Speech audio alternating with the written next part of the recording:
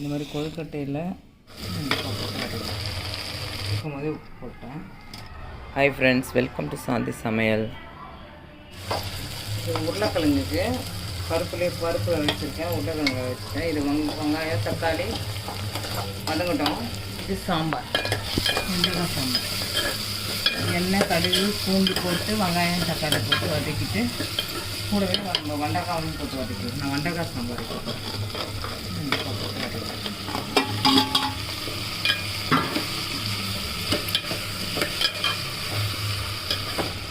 உருளைக்கிழங்கு உரிச்சு அரிஞ்சு வச்சுக்கலாம். வெண்டைக்காய் நல்லா வதங்கிடுச்சு. கொஞ்சமாக மஞ்சள் தூள், கால் ஸ்பூன் இதில் கொஞ்சம் மஞ்சள் சாம்பார் நல்லா போகிறோம். உருளைக்கிழங்கு வறுக்கும் பருப்பு வச்சு கலந்து வச்சுக்கிறேன்.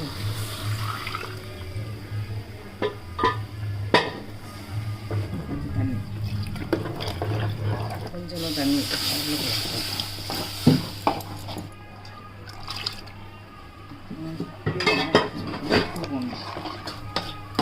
நல்லா தக்காளி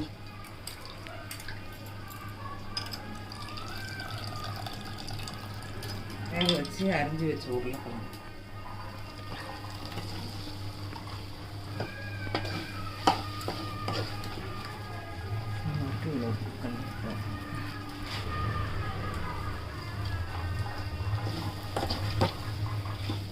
கொத்தமல்லி தூள் ஆஃப் பண்ணிடலாம். சக்கரை பொங்கல் பாயாசம் எல்லாம் செஞ்சிச்சு. சாம்பார் கொதிச்சிச்சு. நல்லா கொத்தமல்லி கொஞ்சம் எண்ணெய் பிரிஞ்சு வந்துச்சு. கொத்தமல்லி கடைக்கு மாவு அரைச்சி வச்சாச்சு. இதில் 2 வெங்காயம், 3 பச்சை மிளகாய், கருவேப்பிலை, 2 கத்து ஊசி வச்சுருக்கேன். இருக்குங்க கொஞ்சம் கிள்ளி நான் ஏற்கனவே மாவு அரைக்கும் போதே உப்பு போட்டேன். சப்போஸ் மாவு தண்ணியாக எண்ணெய் இருக்கிற மாதிரி தெரிஞ்சதுன்னா பச்சரிசி கொஞ்சம் மாவு கொஞ்சம் போட்டுக்கலாம். பந்து மாதிரி இருக்கணும். ஆனால் மாவு அடக்கி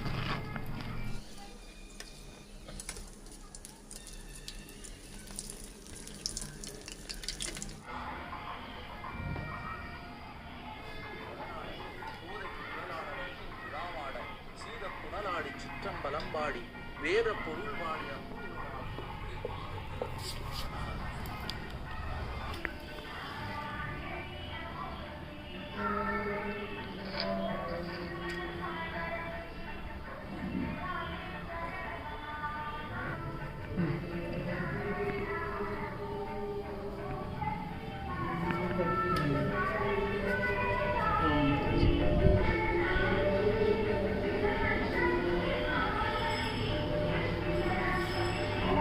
காற்று நல்லா அடிக்குது.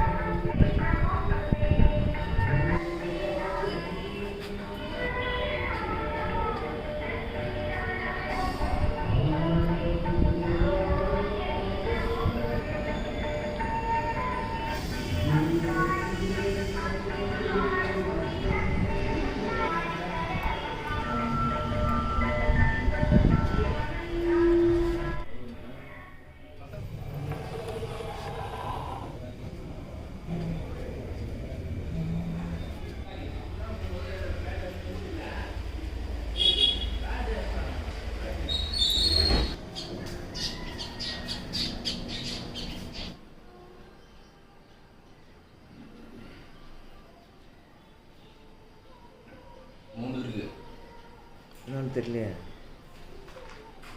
சூப்பராக இருக்கு பாருங்க, அழகாக. என்ன குருவி? 2 அழகாக அரிசி பச்சரிசி எடுத்துக்கிட்டேன். கழுவி ஊற வச்சுட்டோம். ஒரு 1 மணி நேரம் ஊறட்டும். அரிசி நல்லா கழுவி காய வச்சு நல்லா அரைச்சிட்டேன். நானே இட்லி குண்டானில் போட்டு ஒரு ஆவி போட்டேன். ஆவி போட்டாச்சு. இதெல்லாம் ஏலக்காய்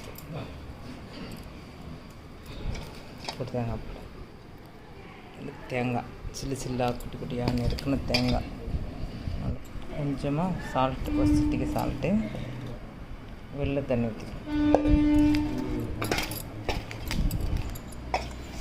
மாவு நல்லா பிசைஞ்சாச்சு. இது ஒரு உருண்டை எடுத்து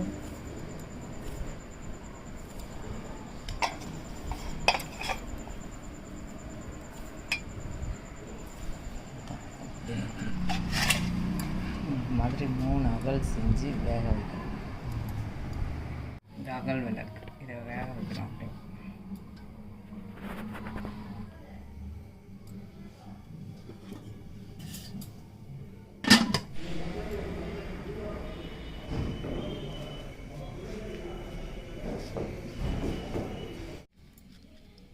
இந்த மாதிரி கொழுக்கட்டையில் அகல் வச்சு இந்த கார்த்திகை தீபத்துக்கு நடு வீட்டில் இலையில் வைக்கிறது பழக்கம். 2வது நாள்